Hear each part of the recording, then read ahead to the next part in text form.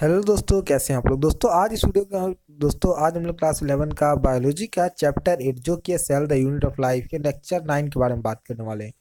दोस्तों इस लेक्चर में हम लोग जानेंगे माइटोकॉन्ड्रिया टॉपिक के बारे में। तो चलिए दोस्तों इस लेक्चर को शुरू करते हैं।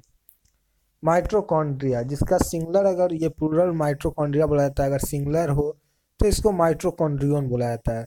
Unless specially stained are not easily visible under the microscope. जब तक वो स्टैंड नहीं होता है, जब तक एक जगह स्थिर नहीं होता है, तब तक वो माइक्रोस्कोप की से देख हम लोग नहीं सकते हैं, किसी भी माइक्रोस्कोप से।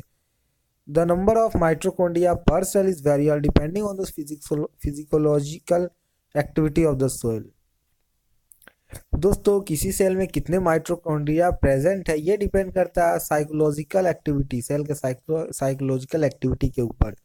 ये टोटली डिपेंड करता है सेल के साइकोलॉजिकल एक्टिविटी के ऊपर। In terms of shape and size also, considerable degree of variability is observed।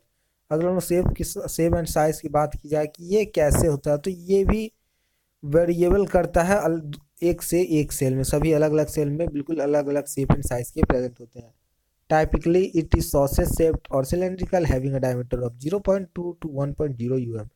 अब दोस्तों इसकी शेप की बात की जाए तो ये सॉसेज शेप्ड का होता है एंड सिलेंड्रिकल होता है दोस्तों, जिसका डायमीटर 0.2 से लेकर 1.0 यूएम के तक होता है। एवरेज माना जाए तो 0.5 यूएम हो गया ज़्यादातर का। एंड लेंथ की बात की जाए तो 1.0 यूएम से लेकर 4.1 यूएम तक प्रेजेंट होता है।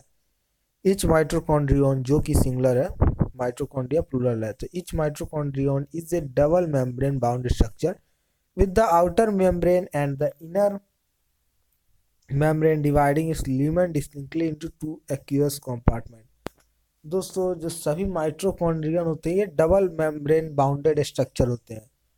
आउटर मेम्ब्रेन और जो इनर मेम्ब्रेन इसका होता है, ये ल्यूमन को जो है डिवाइड करता है दो एक्यूअस कंपार्टमेंट के अंदर। और जैसे कि the outer compartment and the inner compartment में डिवाइड कर देता है।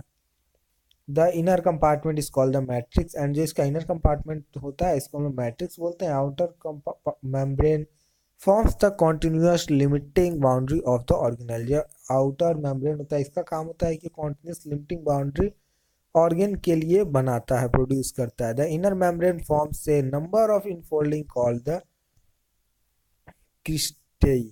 दोस्तों इनर मेम्ब्रेन का काम होता है कि बहुत सारे क्रिस्टेई बनाता है, मीन्स बहुत सारे नंबर ऑफ फोल्डिंग्स को क्रिएट करता है, जिसको क्रिस्टेई का दोस्तों सिंगुलर क्रिस्टा है।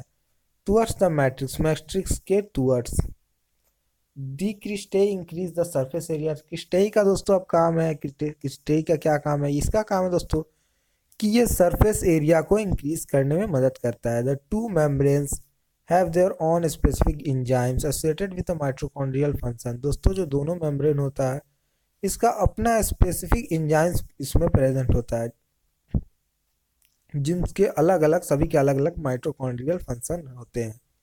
Mitochondria are the sites of aerobic respiration. Mitochondria दोस्तों ये साइट है एरोबिक रेस्पिरेशन का। दोस्तों एरोबिक रेस्पिरेशन मीन्स ऑक्सीजन के थ्रू हम लोग रेस्पिरेशन करते हैं। रेस्पिरेशन दो टाइप्स का होता है, हम लोग पहले ये जाना था। Aerobic respiration and anaerobic respiration. Aerobic respiration means oxygen के हेल्प से जो होता है, एंड एनारोबिक जो एब्सेंस ऑफ ऑक्सीजन में होता है। They produce cellular energy in the form of ATP. And दोस्तों ये सेलुलर एनर्जी फॉर्म करते हैं एटीपी के रूप में। Hence they are called powerhouse of the cell. And इनको दोस्तों commonly powerhouse of cell भी कहा जाता है, क्योंकि ये एटीपी फॉर्म करते हैं। The matrix also possesses singular circular DNA molecule, a few RNA molecule, ribosomes, and the compounds required for the synthesis of protein। दोस्तों जो मैट्रिक्स होता है ये दोस्तों सिंगल सर्कुलर डीएनए मॉलिक्यूल इसमें रहता है, प्रेजेंट होता है। आरएनए मॉलिक्यूल प्रेजेंट होता है, राइबोसोम्स प्रेजेंट होता है, एंड दोस्तों कुछ और कंपोनेंट्स प्रेजेंट होते हैं जो कि प्रोटीन्स के सिंथेसिस में हेल्प कर सकें। दोस्तों जो माइटोकॉन्ड्रिया होता है ये फिजन के थ्रू ही डिवाइड होता है। तो दोस्तों आज के इस वीडियो में बस इतना ही। अगर आपको वीडियो अच्छी लगी तो प्लीज़ वीडियो को लाइक करें। आप इस चैनल पर नया है तो चैनल को सब्सक्राइब करें। एंड अगर आपको इस टॉपिक से रिलेटेड कोई भी डाउट हो तो नीचे कमेंट बॉक्स में कमेंट करें। तो दोस्तों मिलते हैं नेक्स्ट वीडियो में।